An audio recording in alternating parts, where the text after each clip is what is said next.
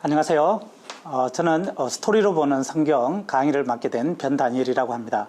저는 1991년도에 이곳 서울대학교에 들어와서 불어 불문학을 공부하고 또 불어 성경으로 석사학위를 받았습니다. 이후 미국에서 미시간 칼빈 신학대학원에서 구약학 공부를 했고, 또 텍사스 크리스찬 유니버시티에 있는 브라이트 디비니티 스쿨 성경 해석학과 PhD 과정에서 히브리어 바이블과 성경신학을 공부했습니다. 그리고 미국 학생들과 틈틈이 성경 공부를 많이 했고, 10년 전에는 한국에 돌아와서 한국 학생들에게 이렇게 성경 강의도 하고, 또 이렇게 자주 만나서 그룹 바이블 스터디나 원투원으로 성경 공부를 오랫동안 해왔습니다. 성경은 재미없다고 생각하시는 분들이 많이 있을 것 같아요. 특별히 신약 성경 첫 번째 페이지는 보면은 누가 누구를 낳고 누가 누구를 낳고 이렇게 재미없는 족보 이야기들이 많이 있고, 그리고 제가 서울대 의대에서 몇 년간 교수님들하고 성경 공부를 했는데, 교수님들도 굉장히 어려워하시더라고요, 이 성경을. 서울대 의대 교수님들이. 왜냐하면은 모르는 이름, 외국식 이름이 너무 많고, 모르는 그 문화, 저 중동에 있는 이런 생소한 문화들이 많고, 이래서 그 어려운 공부를 해내신 분들이 오히려 성경을 굉장히 어려워하더라고요. 그런데 이 성경에는 굉장히 재밌는 스토리들이 많습니다. 그래서 사실 이제 성경을 주제로 해서 굉장히 많은 재밌는 어린이 동화책이나 여러 가지 소설들도 나왔고, 이렇게 많은 베스트셀러 책들이 이렇게 나왔습니다. 그래서 우리가 성경의 그 어려운 내용들도 있지만, 또 성경의 전체적인 흐름과 성경의 핵심적인 주제를 파악하고 그런 주제를 잘 설명해 줄 수 있는 스토리로 되어 있는 이런 본문들을 잘 찾아서 이렇게 마치 어린이 동화책 보듯이 이렇게 보면 우리가 함께 웃으면서 굉장히 쉽게 성경의 핵심 주제를 이해할 수 있고, 또 성경이 전체적으로 우리에게 말하고자 하는 것이 무엇인가, 그리고 이 성경책이 나하고 어떤 관계가 있는가 이해할 수 있습니다. 저기 이스라엘에 가면 아주 큰 갈릴리 호수라는 곳이 있습니다. 그곳에 한 명의 어부가 있었습니다. 그의 이름은 시몬인데, 어느 날 고기를 잡으러 갔는데 아무리 그물을 던져도 고기가 한 마리도 안 잡혔습니다. 그래서 아침에 이제 해가 탔는데 그때까지도 아무리 그물을 내려도 고기를 한 마리도 잡지 못했습니다. 그래서 시리에 빠져 있었는데 예수님이 그에게 다가왔습니다. 그리고 이제 오늘 말씀인 누가복음 5장 5절에 보면 예수님이 그에게 깊은 데로 가서 그물을 내려 고기를 잡으라, 이렇게 말씀을 하십니다. 베드로가 이 말씀에 순종해서 깊은 데로 가서 예수님이 던지라고 하는 그 지점에 그물을 던졌는데, 그가 정말 엄청나게 많은 그런 물고기를 잡게 됐습니다. 혼자서 도저히 끌어올릴 수 없을 정도로. 그래서 그의 배가 심지어 잠기게 되었습니다.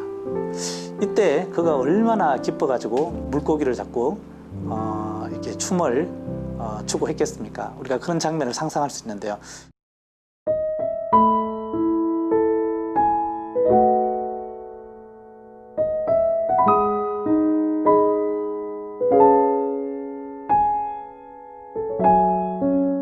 예수님이 물고기를 많이 잡게 해준 것을 생각하면, 어떻게 보면 그 예수님을 적극 붙잡아서 앞으로도 계속 제가 물고기 좀 많이 잡게 해달라고, 이렇게 도와달라고 이야기를 해야 될 것 같습니다.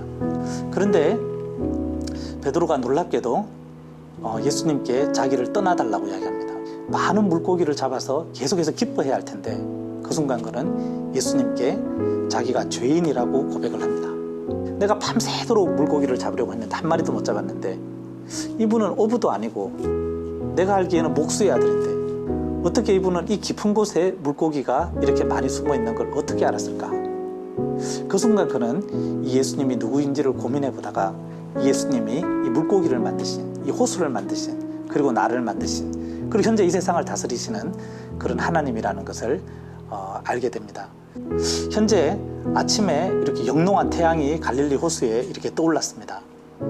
그리고 이 호수 한가운데에 이 시몬과 예수님 두 분이 이렇게 앉아 있습니다. 제가 생각할 때는 예수님 뒤로 그 갈릴리의 영롱한 태양이 물결을 붉게 물들이면서 이렇게 떠오르고 있지 않았나 생각이 듭니다. 그런데 베드로에게는 그 영롱한 태양보다 예수님이 더 밝게 다가오는, 그 자기의 어두움과 자기 안에 있는 여러 가지 문제들을 생각할 때 그 빛을 감당하기 어려운, 그런데 예수님은 베드로에게 두려워하지 말라 하고 그를 안심시켜주고 그를 용서해 주시고 더 나아가서 그가 단순히 물고기만 잡는 이런 삶이 아니라 물고기보다 더 위대하고 소중한 사람들을 돕는, 그래서 많은 사람들을 오히려 죄와 죽음에서 구원해서 많은 사람들이 행복한 인생을 사는 인류의 스승으로 시대의 리더로 세워가는 이야기가 됩니다. 베드로는 이 예수님의 부르심이 너무나 감사해서 그 예수님의 부르심을 쫓아서 예수님의 제자가 되고 결국 그 인류의 스승이 됩니다. 그래서 오늘날까지도 베드로, 피터 이런 이름은 굉장히 유명한 이름이 되고 있습니다.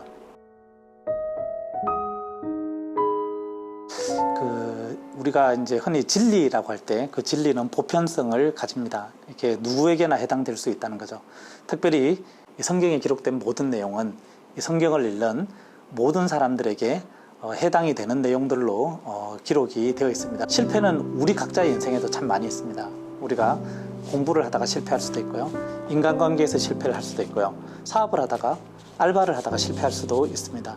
근데 예수님은 실패한 베드로가 많은 물고기를 잡아 그걸 만회하도록 도와줄 수 있듯이 우리의 실패도 만회해주는 그런 분이라는 것입니다. 우리도 이 예수님을 베드로처럼 만날 수 있다는 것입니다.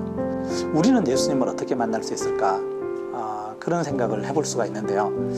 예수님이 처음에 베드로를 어떻게 만나 주셨느냐 하면은 물고기가 많이 있는 깊은 곳으로 가라고 말을 하면서 그를 데리고 가십니다. 그 베드로가 그 말에 순종해서 이렇게 가게 됩니다. 베드로가 그 예수님의 말을 순종하는 것은 쉬운 일이 아니었습니다. 왜냐하면 예수님은 원래 목수의 아들이십니다. 그리고 나무에 대해서는 잘 알지만 물, 바다, 호수에 대해서는 잘 모르십니다. 그리고 물고기에 대해서 잘 모르십니다. 그건 다 시몬의 전공입니다. 그런데 시몬은 비전공자인 예수님의 말씀에 이렇게 순종을 합니다. 우리도 여러 가지 실패한 일들, 그런 일들은 나의 전공이고 내가 제일 잘하는 일이라고 생각할 수도 있는데 사실은 예수님은 이 세상을 만드신 분이시고 또 이 세상을 다스리시는 분이기 때문에 내가 제일 잘 안다고 생각하는 일, 내가 열심히 하는 일, 그 일을 예수님도 잘 아십니다. 그리고 예수님은 실패한 그 일을 성공할 수 있도록 도와줄 수 있는 분이십니다.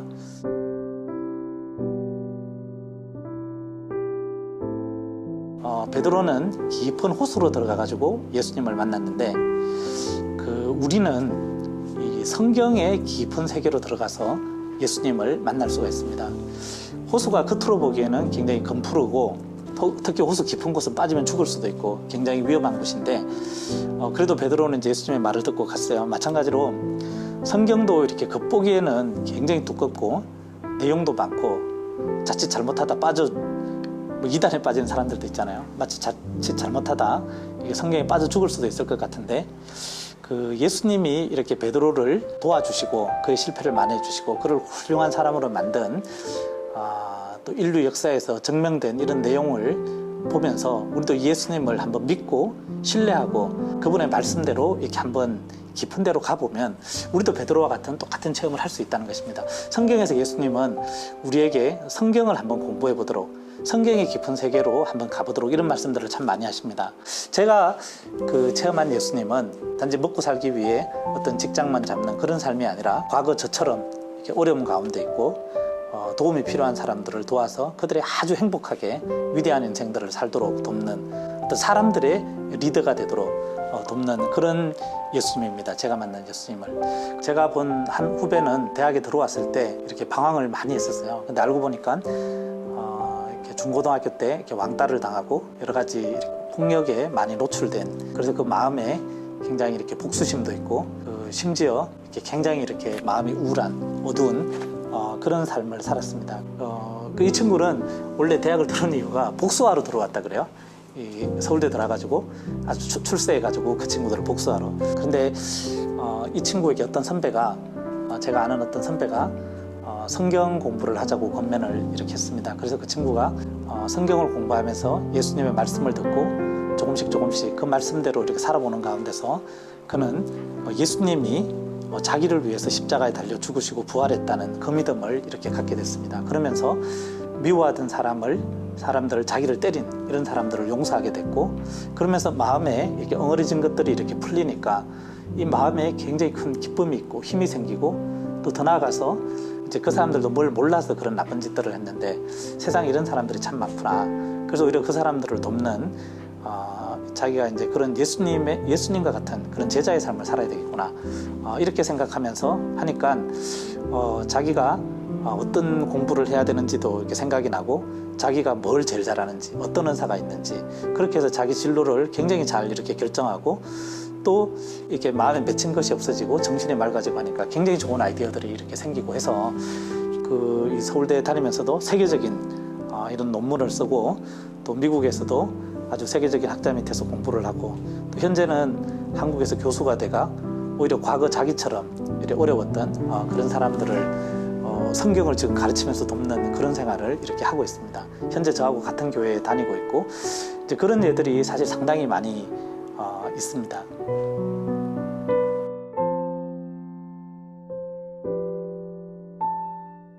우리가 오늘 말씀에서 베드로가 예수님을 만나서 그의 실패를 만회했을 뿐만 아니라 새로운 더 넓은 세계에서 더 위대한 인생을, 그가 알지 못했던 더 원대한 삶을 이렇게 사는 것을 보게 되었습니다. 여러분들이 이 성경 공부에 기대를 가지고 정말 이 세상을 만드신, 또 이 세상을 주관하는 그러한 존재를 이 성경 공부를 통해서 만날 수 있다면 이게 어마어마한 일이 되지 않겠습니까? 내가 어디서 와서 어디로 가는가, 또 내가 무엇을 위해서 살아야 하는가, 내가 어떤 길을 선택하고 어떤 길을 달릴 때 정말 의미 있고 많은 열매를 맺는 후회 없는 그런 인생을 살 수 있을까? 성경은 여러분들에게 그러한 해답을 주는 책입니다. 오늘 제가 여러분들과 살펴본 이 성경 말씀은 여러분들을 이 성경의 깊은 세계로 초청하는 말씀이라고 할 수가 있겠습니다. 다음 두 번째 강의부터는 정말 성경의 깊은 데로 들어가서 예수님이 누구신지, 또 하나님이 누구신지 생각해보고 만나고 여러분들이 고민하는 답들을 얻고, 또 여러분들의 실패가 실제적으로 만회가 되는 그러한 성경 공부들로 이어질 것입니다. 기대를 가지고 함께 계속 이 성경의 세계로 들어가 보면 좋겠습니다.